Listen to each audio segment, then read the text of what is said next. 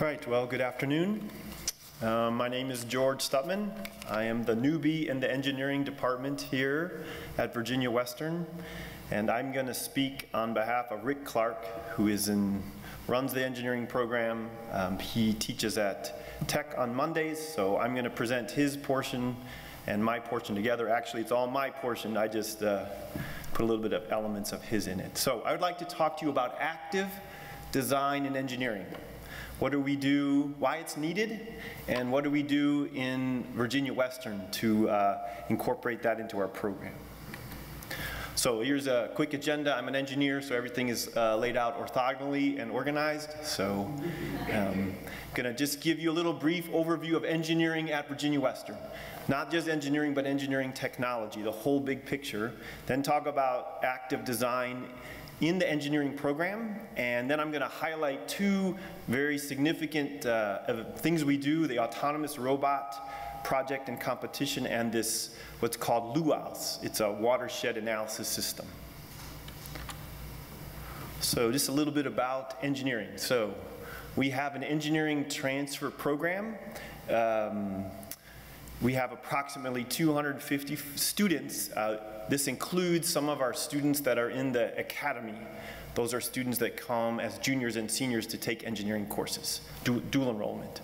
So that's an AS degree in engineering, transfers to all the major universities in Virginia.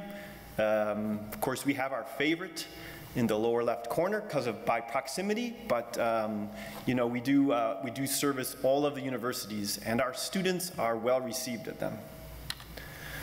But just as important, we have a very strong engineering technology program. About 100 students, give or take. Those are AAS degrees in mechanical, electrical, mechatronics, as you heard Dan talk about in civil. Primarily. You can see Dan's Mechatronics Lab there on the lower right corner. It is the, if you wanted to highlight active learning, this would be this is the centerpiece of our school, what happens in that lab. We're working on the degrees, as you know. They're under construction, so just stay tuned. You'll see here in the next 3 to 4 months what they're going to look like. Just want to speak about the academy. We have a very strong engineering academy. It's essentially dual enrollment. The students come here, juniors and seniors, to take math and engineering. They have to come here primarily for the engineering instructors. We have about 70 students altogether in our junior and senior classes. When they graduate, they have 21 credits that they can apply towards their engineering degree, or they can continue on at Virginia Western and finish up the 2-year degree. Another exciting thing that's going on is they're starting these junior academies at the high schools. Dan has been instrumental in this with Rick. It started at Baja High School. They're starting to teach math and problem-solving skills to the freshmen and sophomores. The reason for this is that, as you all know, our students are not as experienced in problem-solving skills as they need to be when they come to college, and so we're trying to help them get those skills early on. And I think Dan would say it's been, he can already see the benefit of it in the students that are coming as juniors. Here's what the Engineering Academy looks like. If you start as a freshman, come all the way through your senior year. And it's a lot of some math skills, engineering skills, but you'll see woven into it is all hands-on experiences, right? So early on, the first thing the freshmen are taking are topics in robotics. Why do we do that? It's because we want to get the students working, problem solving with their hands right away. By the time you complete this, just as a high school student, you are well prepared for an engineering curriculum, whether you come to Virginia Western or whether you transfer to another school. It's very exciting. Okay, so I'd like to start out with a definition of engineering, just to talk about active learning. So this is the definition that I use in my Engineering 124 class. It's the use of critical thinking in science, math, and technology to economically solve problems and to produce goods and services for the good of society. Engineers are primarily focused on problem solving and making things, right? We make things. But we have to use critical thinking. So there's information. That information is the foundation of science, of course, math, of course, technology, and some other things. We put that all together. We have to economically solve problems because everything has a cost, right? You wouldn't want a car that cost $150,000, right, to sell, on your lot. That wouldn't work. The problems that we face are very difficult. Cars are a lot more complicated.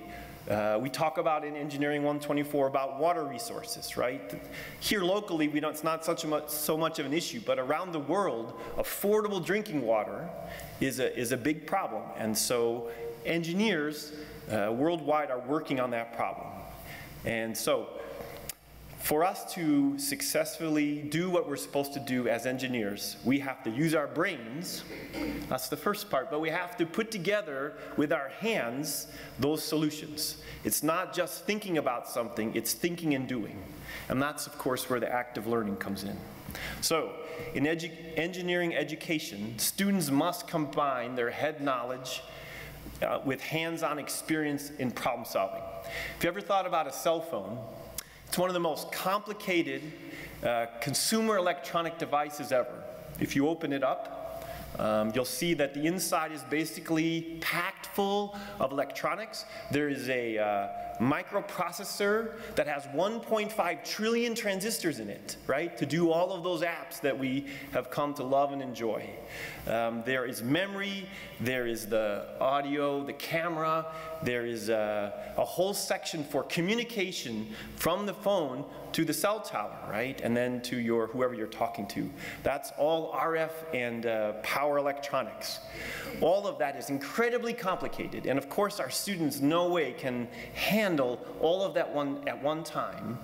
But if we break it down into little pieces and we apply the math, which is sines and cosines being transmitted out the radio, out the phone to the tower, and then show them in the lab what that's all about, we can begin to build the building blocks for what goes into this phone. So we have, of course, added all of these active learning experiences to our programs in engineering. The engineering and technology programs are active learning intensive. From all of the technology courses, every one of them has a lab, just like you would take a lab in physics or biology or chemistry. Dan has labs for everything he teaches, Bob Crawford and David Webb in the same way.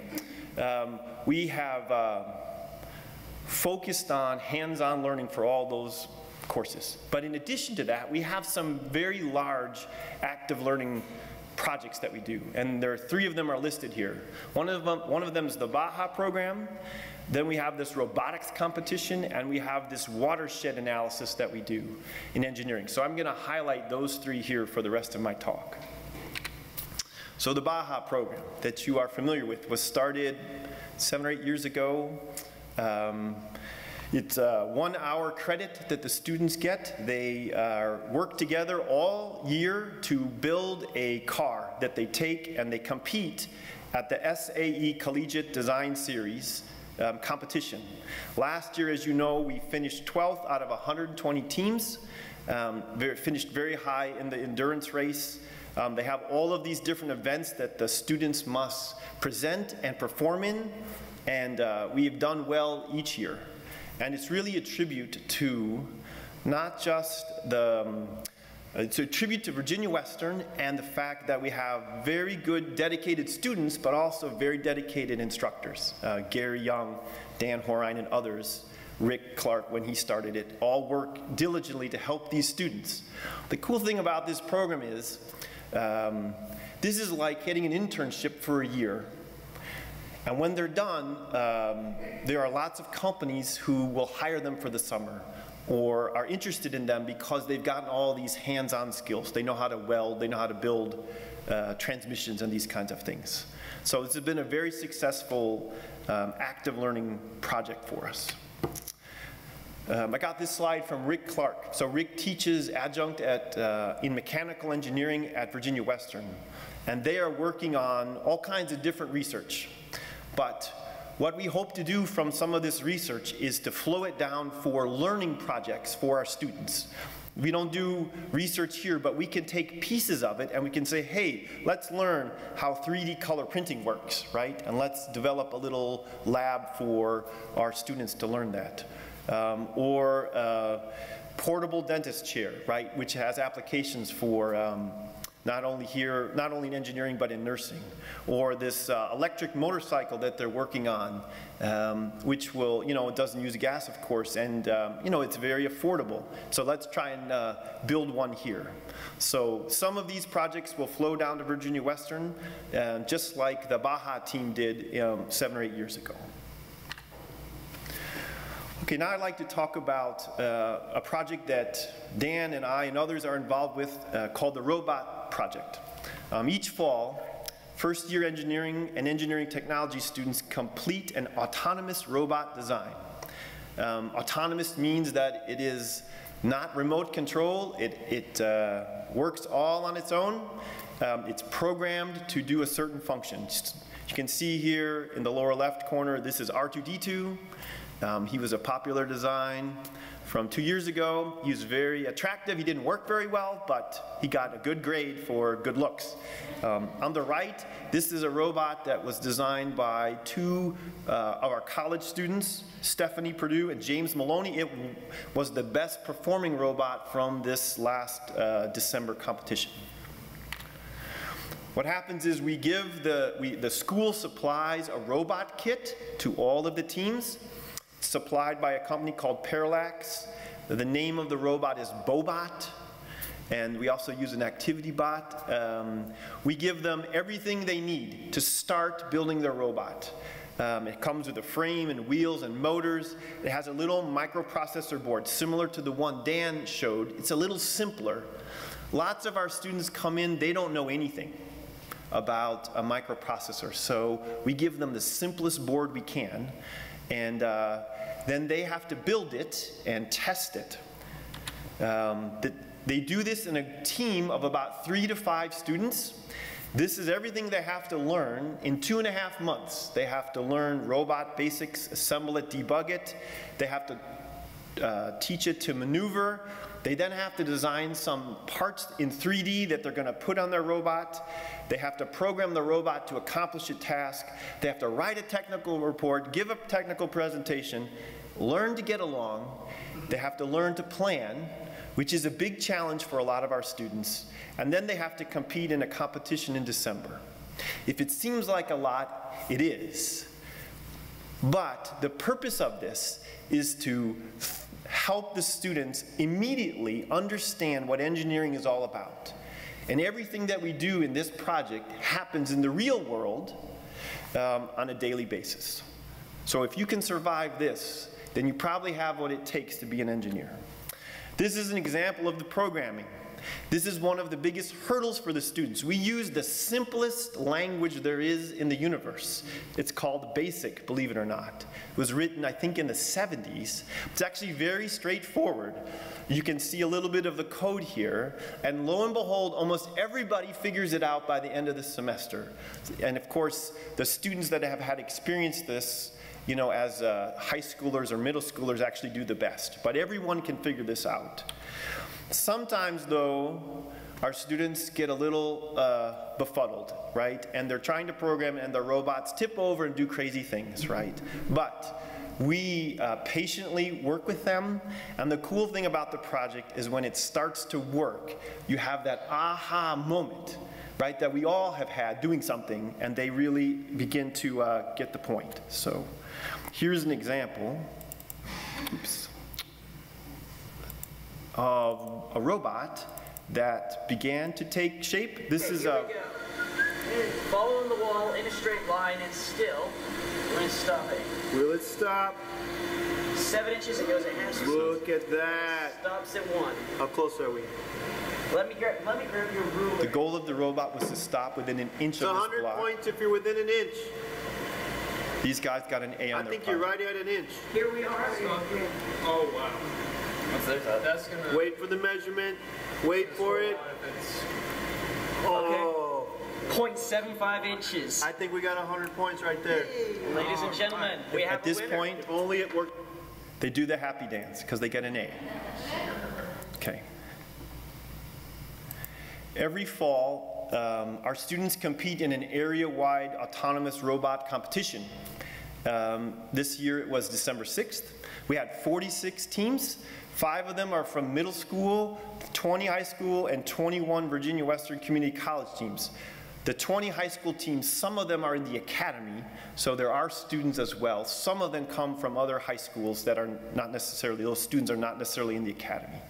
So it's a very large gathering, about 150 students. It's co-sponsored by T-Mike, who is an engineering design firm in Roanoke County. They are robot and sensor intensive, so they're very helpful.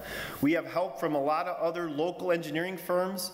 Virginia Tech graduate students come down and grade for us, and we have help from our Virginia Western Community College colleagues. Just like the list, our crew here, everyone is incredibly helpful. It takes a lot of help to make this happen. So the competition this year was called the Fishing Derby.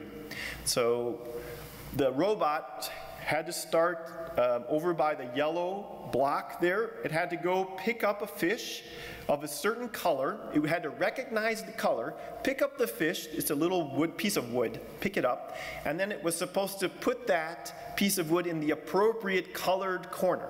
We called those the aquariums. There are 11 or 12 fish altogether, and if your robot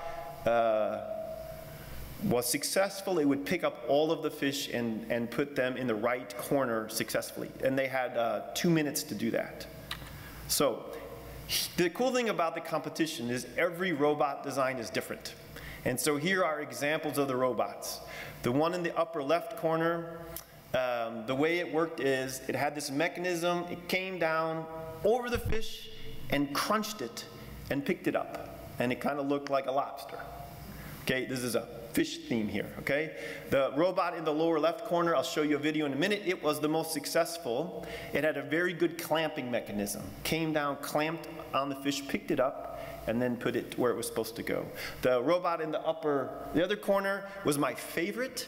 Didn't work quite right, but it was the most novel. It didn't move at all. They put the robot right in the middle of the track. And then they rotated like a lazy Susan, and they extended a tape measure. And on the tape measure was this mechanism that was to lift up the robot and put it over the top, and then it would retract. If they had another year, they would have got this to work. But it was a really neat idea, and they colored it very nicely too. The last design in the other corner, this team picked up the robot and picked up the fish and flipped it into a cutout piece of a water bottle, right? And then they flipped that over the top. It almost worked. Again, it was a very unique design idea.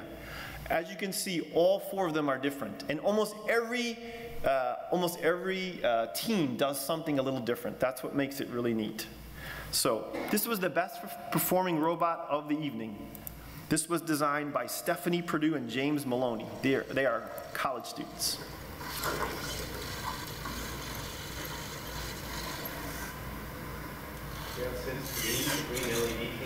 Yeah. So these students, James Maloney put on his robot 4 different LEDs of the right colors, and when it would see a particular color, the LED would come on, so they knew they were recognizing the color correctly. So now it's going to come and find a blue, and you'll watch the blue LED will come on.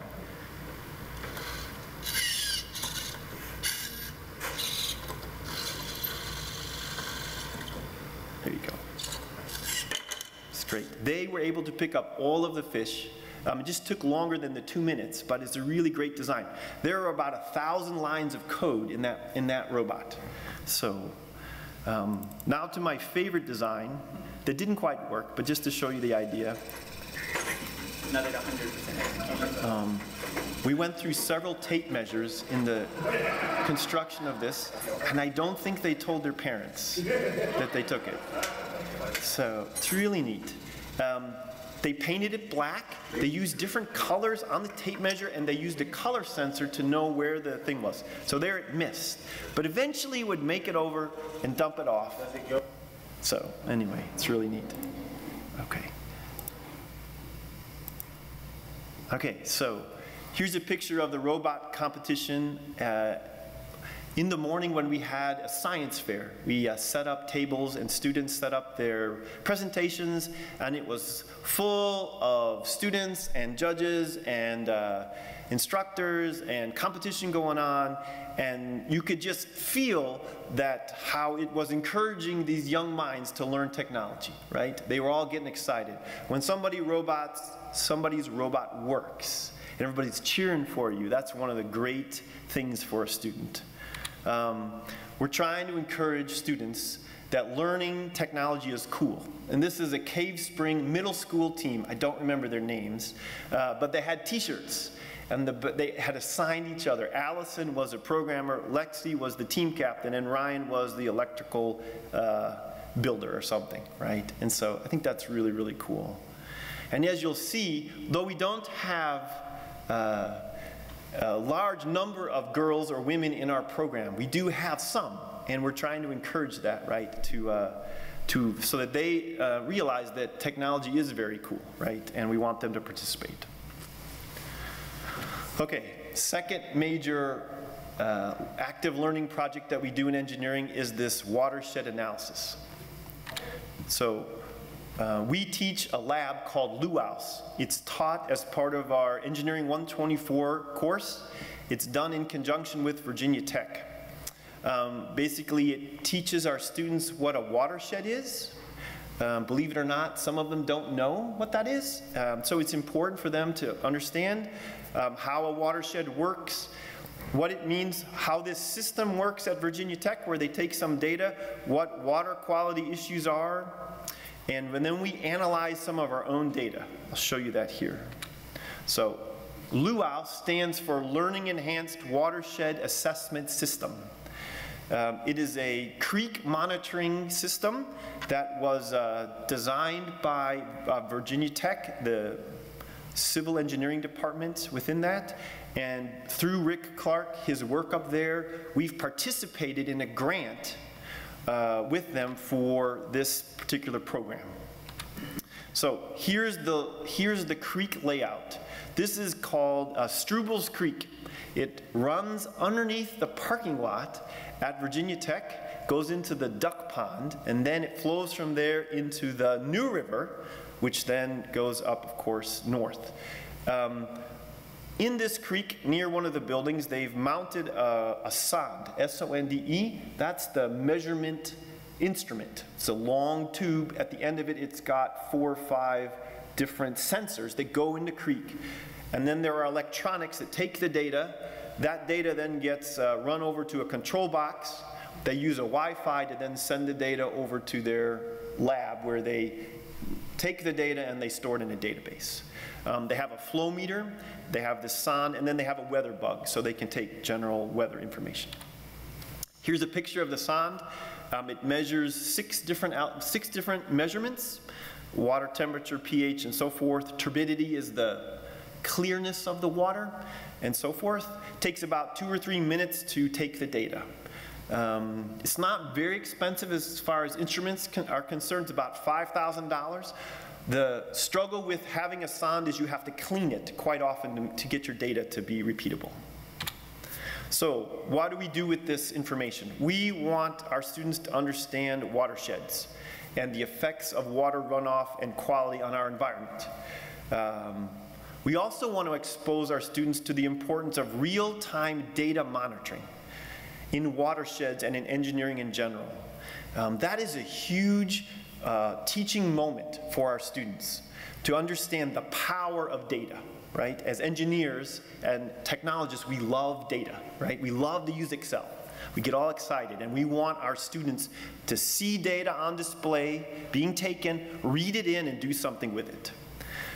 We want to define what goes into making a real-time measurement, and then we're going to use this data in Excel. So here is a real-time data event from the sonde at Virginia Tech. Happened in July 2012. So it's a rain event. On the left is a pH graph. On the right is the flow rate. you can tell that it rained twice. A little bit here, then it stopped, and then it rained again, let's say a day, really rained hard a day or so later.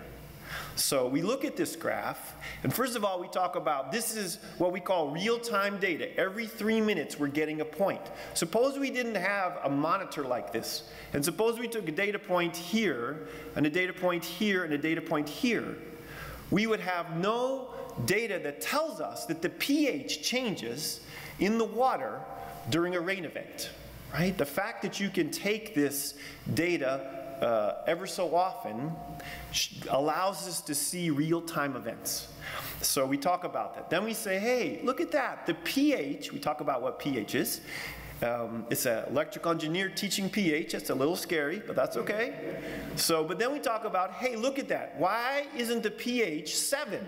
That should be like non-basic, non-acidic. So here's the question. This is the audience participation. Why isn't the pH 7 in the water systems around us, like this creek?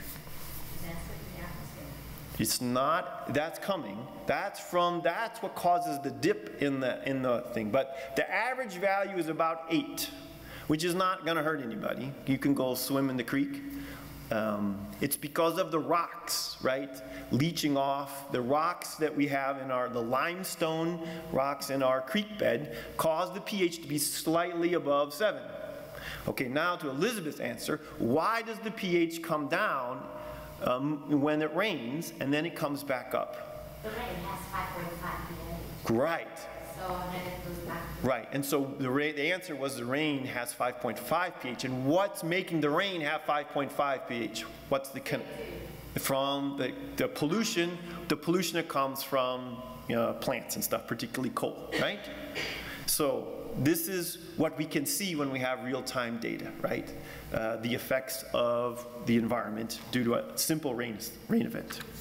So here's what we teach, examples of the coursework. We teach what a watershed is. We teach where the Roanoke River goes.